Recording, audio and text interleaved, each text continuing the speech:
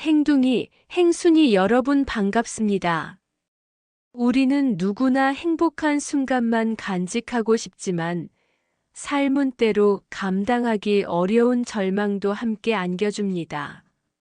그 경계에서 피어난 잊을 수 없는 인생 이야기를 전하는 행복과 절망 사이, 줄여서 행절사 인생 이야기입니다.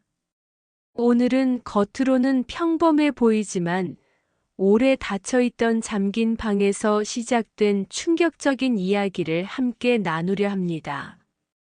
끝까지 함께 해주신다면 여러분의 마음에 오래도록 남을 울림이 될 것입니다. 그럼 지금부터 이야기를 시작하겠습니다. 서울 외곽의 한 오래된 2층 집. 겉보기엔 평범했지만 집 안에는 누구도 쉽게 다가가지 않는 방 하나가 있었다. 늘 굳게 잠겨 있고 창문마저 두꺼운 커튼으로 가려져 햇빛조차 들지 않았다. 결혼을 앞둔 수지는 약혼자 영우와 함께 처음 시댁에 인사를 갔다. 시댁 식구들은 반갑게 맞아주었지만 수진의 시선은 자연스레 낡은 복도의 끝에 있는 그 닫힌 방문에 멈췄다.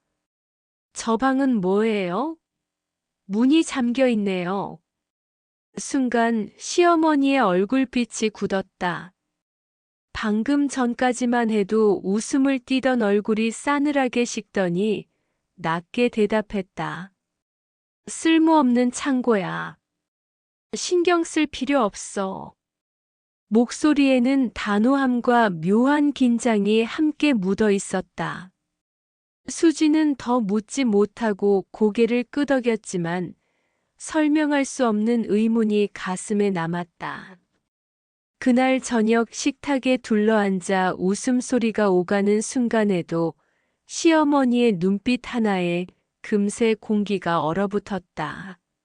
겉으로는 화목해 보이는 집안이었지만 그 안에는 무언가 감춰진 기운이 흐르고 있었다. 며칠 뒤 다시 시댁을 찾은 수지는 청소를 돕다가 시어머니가 서랍 깊숙이 숨겨둔 열쇠를 발견했다. 평소 같으면 그대로 두었겠지만 닫힌 방이 마음속에서 계속 맴돌았다. 그녀는 망설이다가 열쇠를 손에 쥐었다. 늦은 오후 모두가 거실에서 담소를 나누는 틈을 타 수지는 몰래 복도의 끝으로 향했다. 철컥. 열쇠가 돌아가자 문이 삐걱거리며 열렸다. 안에서는 싸늘한 공기가 흘러나왔다. 먼지가 뿌옇게 쌓인 책상, 곰팡이 내음이 밴 가구들. 그리고 벽 한쪽에는 오래된 액자가 걸려 있었는데 사진 속에는 영우와 낯선 여자가 나란히 웃고 있었다. 책상 위에는 낡은 일기장이 놓여 있었다. 수지는 본능적으로 그것을 집어들었다. 첫 장에는 또박또박한 글씨가 적혀 있었다. 시어머니는 매일 나를 가두려 한다. 내가 숨 쉬는 것조차 싫은가 보다. 영호는 아무것도 모른 척한다. 이 집은 감옥이다. 수진의 손끝이 떨렸다. 그녀는 단숨에 페이지를 넘겼다. 글씨는 점점 흐트러졌고 문장은 점점 절망으로 물들어갔다. 마지막 장에는 떨리는 글씨로 이렇게 적혀 있었다. 내가 사라지면 절대 스스로 목숨을 끊은 게 아니라는 걸 기억해줘, 제발. 수진의 심장이 세차게 뛰었다. 시댁은 영호의 첫 번째 아내, 소정이 교통사고로 세상을 떠났다고 말해왔다. 그러나 일기장은 다른 진실을 말하고 있었다. 수지는 머릿속이 복잡해졌다. 이 결혼을 이어가도 되는 걸까? 사랑하는 사람을 믿고 싶었지만 그가 모른 척한 사실들이 너무도 많았다. 그날 밤 수지는 잠을 이루지 못했다. 소정이 정말 스스로 생을 마감한 걸까 아니면 수지는 그날 이후 마음이 무겁기만 했다. 식탁에 앉아 웃고 있는 시댁 식구들을 바라보면서도 그 웃음이 모두 거지처럼 보였다. 특히 시어머니의 눈빛은 차갑고 날카로웠다. 수진아, 결혼 준비는 잘 되고 있니? 네, 잘하고 있습니다. 겉으로는 웃으며 대답했지만 속은 끓어오르고 있었다. 일기장 속 글씨가 머릿속에서 떠나지 않았다. 며칠 동안 고민하던 수지는 결국 소정에 대해 알아보기로 했다. 혹시나 하는 마음에 오래된 신문 기사부터 뒤졌다. 그리고 놀라운 사실을 알게 되었다. 소정은 단순한 교통사고가 아니라 집 근처 아파트 옥상에서 떨어져 세상을 떠난 것으로 기록되어 있었다. 경찰은 타살 가능성을 배제하지 않았지만 결정적인 증거가 없어 자살로 처리되었다는 기사였다. 수진의 손끝이 차갑게 식었다. 일기장의 마지막 문장과 기사의 내용이 겹쳐졌다. 내가 사라지면 절대 스스로 목숨을 끊은 게 아니라는 걸 기억해줘. 수지는 눈을 질끈 감았다. 그녀는 점점 확신하게 되었다. 소정은 스스로 뛰어내린 게 아니라 누군가의 손에 의해 몰린 것이 분명했다. 며칠 뒤 수지는 다시 시댁을 찾았다. 시어머니는 여전히 그녀를 따뜻하게 맞아주었지만 그 눈빛은 감시하는 듯 차가웠다. 수지는 일부러 시어머니에게 물었다. 어머니, 전에 돌아가신 소정 씨는 어떤 분이셨어요? 순간 시어머니의 얼굴이 굳었다. 그 아이는 몸이 약해서 늘 힘들어했지. 마음도 여리고 결국은 스스로 그만둔 거다. 우리도 많이 힘들었어. 말은 그렇게 했지만 눈길은 불안하게 흔들리고 있었다. 수지는 속으로 다짐했다. 이 집의 비밀을 반드시 밝혀내겠다고. 다음 날 수지는 영호에게 조심스레 말을 꺼냈다. 오빠, 소정 씨에 대해 조금 알 수 있을까? 영호는 잠시 침묵하다가 담담하게 대답했다. 그 얘긴 하고 싶지 않아. 나도 아직 상처가 크거든. 하지만 수지는 영호의 눈빛에서 뭔가 숨기고 있다는 기운을 느꼈다. 사랑하는 사람이었지만 지금은 낯설게만 보였다. 며칠 뒤 수지는 우연히 동네 주민을 만났다. 나이 지긋한 아주머니는 소정 이야기를 꺼내자 한숨을 내쉬었다. 그 불쌍한 아가씨 말이니? 내가 그날을 똑똑히 봤어. 시어머니한테 끌려다니며 울던 모습 아직도 눈에 선해. 그 집은 절대 평범한 집이 아니야. 수지는 등골이 서늘해졌다. 모든 퍼즐이 점점 맞춰지고 있었다. 밤이 깊어갈수록 수진의 마음은 무거워졌다. 그녀는 다시 일기장을 꺼내 들고 마지막 장을 오래 바라보았다. 이 집은 감옥이다. 영호는 모른 척한다. 수지는 눈을 감았다. 그리고 결심했다. 이 집의 진실을 끝까지 밝혀내겠다. 설령 이 결혼이 무너진다 해도. 수지는 더 이상 망설이지 않았다.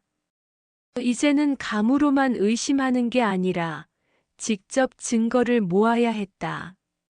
그녀는 먼저 소정의 흔적을 찾기 시작했다. 소정이 다녔던 직장, 함께 지냈던 친구, 그리고 병원 기록까지 하나씩 확인했다. 친구들에게서 들은 이야기는 충격적이었다. 소정이는 정말 착하고 성실했어. 근데 결혼하고 나서는 연락도 끊기고 얼굴도 못 봤지. 마지막에 전화 한 통 온 적 있었는데 숨이 막힌다. 더는 버틸 수 없다고 울더라. 수진의 손이 떨렸다. 그 목소리가 일기장의 절망과 겹쳐졌다. 며칠 뒤 수진은 시댁에서 또 다른 단서를 발견했다. 서랍 깊숙이 숨겨진 작은 상자 안에 소정의 반지가 들어 있었다. 결혼 반지였다. 그러나 반지의 안쪽에는 작은 흠집이 있었는데 그것은 도움이라는 글자를 억지로 파낸 흔적처럼 보였다. 수지는 숨이 막히는 듯 했다. 그녀는 그 반지를 가방에 숨겼다. 결혼 준비는 계속되고 있었지만 수진의 눈빛은 날이 갈수록 차가워졌다. 영호는 그런 수진을 걱정스레 바라보았다. 요즘 무슨 일 있어? 표정이 많이 어두워졌어. 그냥 생각이 많아서 그래요. 수진은 차마 진실을 말할 수 없었다. 만약 영호가 모든 것을 알면서도 방관했다면? 그렇다면 그는 더 이상 사랑할 수 없는 남자가 될 터였다. 결정적인 순간은 뜻밖의 곳에서 찾아왔다. 수지는 다시 동네 아주머니를 찾아갔다. 그 아주머니는 오랫동안 망설이다가 마침내 입을 열었다. 사람들이 다 자살이라고 했지만 나는 달라. 그날 밤 소정이가 베란다에서 누군가와 실랑이를 하는 걸 봤거든. 희미했지만 분명히 시어머니였어. 수진의 등골이 오싹해졌다. 모든 퍼즐 조각이 맞춰졌다. 소정은 스스로 뛰어내린 게 아니라 시어머니의 손에 떠밀린 것이었다. 하지만 문제는 증거였다. 증언만으로는 부족했다. 수지는 직접 증거를 모으기 위해 움직였다. 그녀는 몰래 녹음기를 준비해 시어머니와 대화를 시도했다. 어머니, 소정 씨가 왜 그렇게 힘들어했는지 아세요? 일기장에 다 남아있더군요. 내가 그걸 봤단 말이냐? 시어머니의 얼굴이 굳었다. 순간 그녀의 목소리에서 미묘한 흔들림이 느껴졌다. 그 아이는 원래 약했어. 조금만 힘들어도 버티질 못했지. 내가 아무리 가르쳐도 말귀를 못 알아듣고 결국은 그 길을 선택한 거야. 수지는 침착하게 물었다. 정말 스스로 그랬다고 생각하세요? 아니면 누군가 그 길로 몰아넣은 건 아닐까요? 시어머니의 눈빛이 흔들렸다. 잠시 후 낮게 중얼거렸다. 그 아이가 우리 집안의 체면을 더럽히지 않았더라면 이런 일도 없었을 텐데. 순간 수진의 가슴이 철렁 내려앉았다. 이 말은 곧 사실을 인정한 것이나 다름없었다. 수진은 떨리는 손으로 녹음기를 확인했다. 모든 말이 그대로 녹음되어 있었다. 이제 진실은 드러날 준비가 되어 있었다. 그러나 동시에 수지는 알았다. 이제 이 결혼은 끝이라는 것을. 수지는 밤새 잠을 이루지 못했다. 녹음기에 담긴 시어머니의 목소리가 계속 귓가에 맴돌았다. 그 아이가 우리 집안의 체면을 더럽히지 않았더라면 이런 일도 없었을 텐데. 이 말은 곧 소정이 단순히 스스로 생을 마감한 게 아니라는 확실한 증거였다. 다음 날 수지는 결혼식 준비를 핑계로 시댁 식구들을 한자리에 불러냈다. 시어머니, 영우, 그리고 몇몇 친척들이 거실에 모였다. 차분히 앉아있는 수진의 표정은 결심으로 굳어 있었다. 오늘은 중요한 이야기를 드리려고 합니다. 모두의 시선이 그녀에게 쏠렸다. 수지는 가방에서 작은 녹음기를 꺼냈다. 그리고 버튼을 눌렀다. 거실에 울려 퍼진 것은 시어머니의 목소리였다. 그 아이가 우리 집안의 체면을 더럽히지 않았더라면 이런 일도 없었을 텐데. 순간 방 안의 공기가 얼어붙었다. 영호의 얼굴이 하얗게 질렸다. 어머니, 지금 이게 무슨 말씀이세요? 시어머니는 당황한 듯 손을 부들부들 떨었다. 그건 그냥 화가 나서 한 말이다. 깊은 뜻은 없었다. 그러나 이미 늦었다.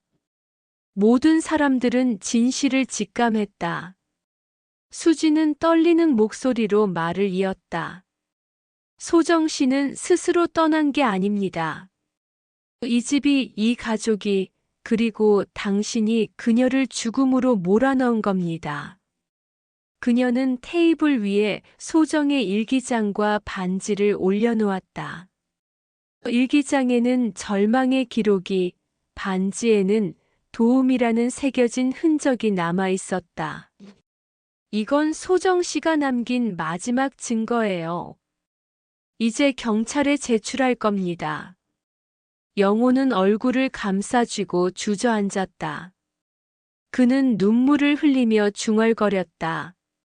왜 아무것도 몰랐을까? 왜 그때 그냥 모른 척 했을까? 그의 눈물은 진심일지도 모른다. 하지만 수지는 더 이상 그를 믿을 수 없었다. 알면서도 방관한 죄는 결코 가벼운 것이 아니었으니까. 결국 사건은 경찰로 넘어갔다. 시어머니는 강압과 학대, 정신적 폭력의 혐의로 조사를 받게 되었다. 이웃들의 증언과 수진이 모은 증거들은 진실을 입증하기에 충분했다. 한때 체면을 중시하던 집안은 이제 사회적 망신으로 무너져 내렸다. 며칠 뒤 수지는 소정의 무덤 앞에 섰다. 바람이 스산하게 불었지만 그녀의 마음은 오히려 담담했다. 무덤 앞에 일기장을 내려놓으며 속삭였다. 이제 됐어. 내가 남긴 마지막 부탁 내가 지켜냈어. 그녀의 눈가에 눈물이 맺혔지만 곧 고개를 들고 하늘을 바라보았다. 먹구름 사이로 한 줄기 햇살이 스며들었다. 그 빛은 마치 이제 자유로워진 소정의 영혼이 미소 짓는 듯했다. 그리고 수지는 마음속으로 다짐했다. 다시는 누구도 이런 억울함 속에 갇히지 않도록. 나는 끝까지 싸울 거야. 그녀의 발걸음은 무거웠지만 동시에 단단했다. 소정의 죽음을 밝히고 진실을 세상에 드러낸 사람으로서 이제 그녀의 삶도 새로운 시작을 맞이하고 있었다. 오늘도 끝까지 함께 해주셔서 진심으로 감사합니다. 만약 이 이야기가 마음속에 작은 울림을 남겼다면 응원의 의미로 좋아요와 구독 한번 눌러주시면 큰 힘이 됩니다. 행둥이, 행순이 여러분, 늘 건강하시고 소중한 오늘을 지켜가시길 바랍니다. 저는 다음 이야기에서 또다시 따뜻한 마음으로 찾아뵙겠습니다.